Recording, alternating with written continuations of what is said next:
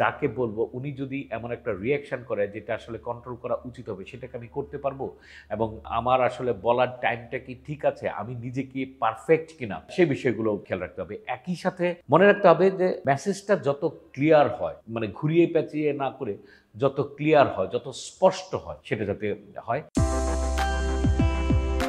আমি অধ্যাপক ডাক্তার সালাউদ্দিন কাউসার বিপ্লব।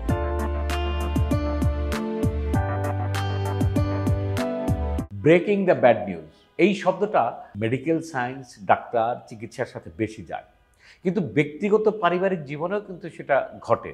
তো ডাক্তারদের সাথে কেন বেশি যায়, যে কোনো একটা চিকিৎসার পর্যায়ে এমন কোনো বিষয় যদি থাকে যে এই বিষয়টা আত্মীয় স্বজনকে বা তার রিলেটিভকে বা কেয়ার গিভারকে কিভাবে জানাবে, এমন একটা সিচুয়েশন অনেক সময় ডাক্তারদের জীবনে আসে। তখন আমরা অনেক সময় হয়তো বা এমনভাবে বলে ফেলি যে আসলে কোনো তোয়াক্কা করলাম না, এটা বোধহয় ঠিক হবে না। আবার অনেক সময় এমনভাবে বলি যেটা আসলে যেটার মিনিংটা যত স্বতঃস্ফূর্ত এবং যত কুইকলি দেওয়া উচিত সেটা না করে অনেক ঘুরিয়ে পেঁচিয়ে অনেকভাবে আমরা দেওয়ার চেষ্টা করি, তাতে কিন্তু সময় নষ্ট হয়, একই সাথে বোঝার যে কমিউনিকেশনটা সেটাও নষ্ট হয়। তো আমরা যাতে এমনভাবে না বলি যেটা পার্টি যারা আছেন তাদেরকে কোনো রকমের হার্ট করে, একই সাথে তাদের ডিসিশন নিতে পরবর্তীতে কার্যক্রমের ক্ষেত্রে কোনো রকমের হ্যাম্পার না করে, সেই বিষয়গুলো মনে রাখে। এবং এই বিষয়টা শুধুমাত্র ডক্টর পেশেন্ট রিলেশনশিপের জায়গায় না, বাইরেও কিন্তু ঘটতে পারে। কি করতে হবে আসলে, পারিবারিক জীবনেও যদি এরকম কোনো ঘটনা ঘটে যে যে এই মেসেজটা আমাকে কাউকে দিতে হবে, প্রথমে যে কাজটা করতে হবে আমার নিজের প্রিপারেশনটা কিন্তু ঠিক করতে হবে। আমি কি কথাটা ঠিক মতো বলছি?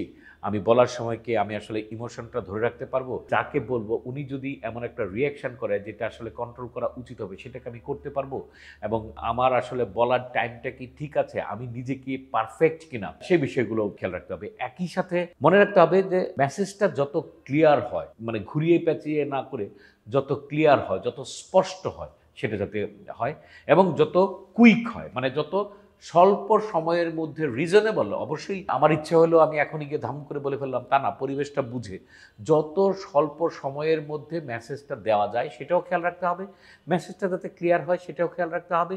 আবার আমার আবেগ, আমার অবস্থা, আমি ঠিকমতো মেসেজটা ক্যারি করার মতো লোক কিনা বা আমি করতে পারবো কিনা সেটাও খেয়াল রাখতে হবে। পাশাপাশি এবার আসি, যাকে আমরা মেসেজটা দিব উনি কি আসলে পারফেক্ট মানুষ কিনা, পারফেক্ট অবস্থায় আছে কিনা, পারফেক্ট সিচুয়েশনটা বুঝতে পারবে কিনা, বা ওনার মানসিক অবস্থাটা কি, ওনার রিসিভ করার ক্যাপাসিটিটা কতটুকু হলে কি হবে, এই বিষয়গুলো কিন্তু আমাদের মনে রাখতে হবে। যদি এফেক্টেড মানুষটি নিজে হয় সেখানে তো বিষয়টা আরও কঠিন। আবার যদি আত্মীয় স্বজন হয় সেক্ষেত্রেও কিন্তু আমাদের অনেকগুলো জিনিস অ্যানালাইসিস করতে হবে। একই সাথে এনভায়রনমেন্টটাও দেখতে হবে। এনভায়রনমেন্ট বলতে যে আসলে কোথায় বলছি, কখন বলছি, কোন সিচুয়েশনে বলছি, কিভাবে বলছি সেটা। যেমন আমি যদি একটা উদাহরণ দেই এখানে, যে আমাদের কোনো একজন আত্মীয় হঠাৎ করে মারা গেলেন, বাড়ি থেকে বা গ্রামের বাড়ি থেকে শহরের কাউকে একটা জানাতে হবে। তো আমি ফোন করার পরে উনি শুনলেন, তারপরে ওনাকে আমি আসলে কেমনে বলবো? অনেক সময় ধাম করে যাতে না বলি যে এরকম একটা ঘটনা ঘটে গেছে। বিষয়টা আগে বোঝার চেষ্টা করা যে আসলে উনি ওই তথ্য বিষয়ে কতটুকু জানেন, আদৌ জানেন কিনা, যে আপনি কেমন আছেন বা আমি আপনার ওই বিষয়ে আপনার কি জানা আছে কিনা, বা এটা কি আপনি জানেন কিনা, বা আপনাকে আমি আপনার সিচুয়েশনটা কেমন, পরিস্থিতিটা কেমন সেটা বুঝে, যে আপনাকে যদি আমি একটা দুঃখজনক কথা বলি যে আমার কাছে আসলে এরকম একটা দুঃখজনক ঘটনা আছে, বা নিজের মতো করে জিনিসটা রেডি করে, যে আসলে যদি সহ্য করার মতো হয় অথবা যদি সম্ভব হয় এমন একটা জায়গায় নিয়ে বসিয়ে, ফোন ছাড়া যদি প্র্যাকটিক্যালি হয়, বসিয়ে একটা ঠান্ডা জায়গায় বা একটা কুল জায়গায় নিয়ে বসিয়ে তাকে তখন মেসেজটা দেওয়া এবং একটু একটু করে, কিন্তু সঠিক এবং কোনো ভুল তথ্য না দেওয়া, কোনো মিস ইনফরমেশন যাতে না দেওয়া, এবং আমরা যাতে ওই মানুষটাকে একটা ভালনারেবল করে না তুলি, তার ইমোশনটা, তার বিষয়টা যাতে আবার কোনো ক্ষতিকর না হয়ে দাঁড়ায়। অনেক সময় আমরা সিনেমাতে, নাটকেও দেখি যে একটা ঘটনা, একটা গল্প শোনার পরে যিনি শুনলেন উনি আবার হার্ট অ্যাটাক করে ফেললেন, উনি আবার মারা গেলেন, এবং বাস্তব প্র্যাকটিক্যাল জীবনেও কিন্তু এরকম ঘটে।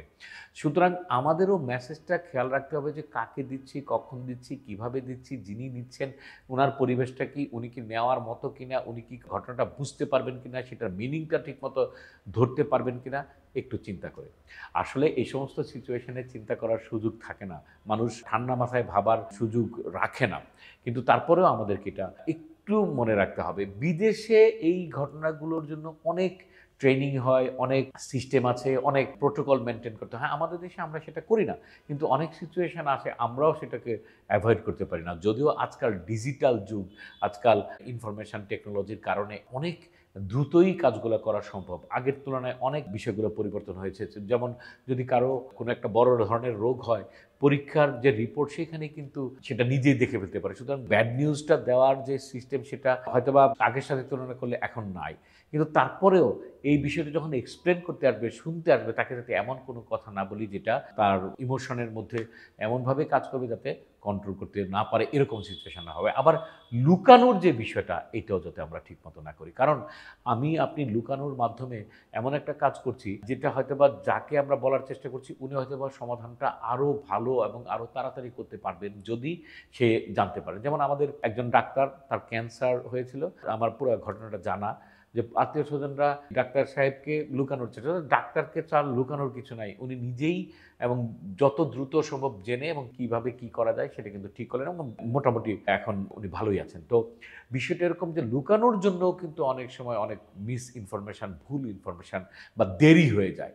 সুতরাং দেরি করব না, ক্লিয়ার কাট মেসেজ দিব, আমরা ঘুরিয়ে পেঁচিয়ে বলবো না, এনভায়রনমেন্টটা বোঝার চেষ্টা করব, যাকে আমরা দিচ্ছি ইনফরমেশন তার অবস্থাটা বোঝার চেষ্টা করব এবং যিনি দিচ্ছেন সেটা ডাক্তার হোক অথবা সাধারণ মানুষ হোক, উনার নিজের অবস্থানটাও যাতে ক্লিয়ার হয়ে নেয় এবং নিজের অবস্থানটা যাতে বুঝে নেয়, তারপরে যাতে আমরা মেসেজটা দিই, মেসেজ যাতে একটা সঠিক দিক নির্দেশনা তাকে দেয়, এটা আমরা মনে রাখবো। ধন্যবাদ সবাইকে।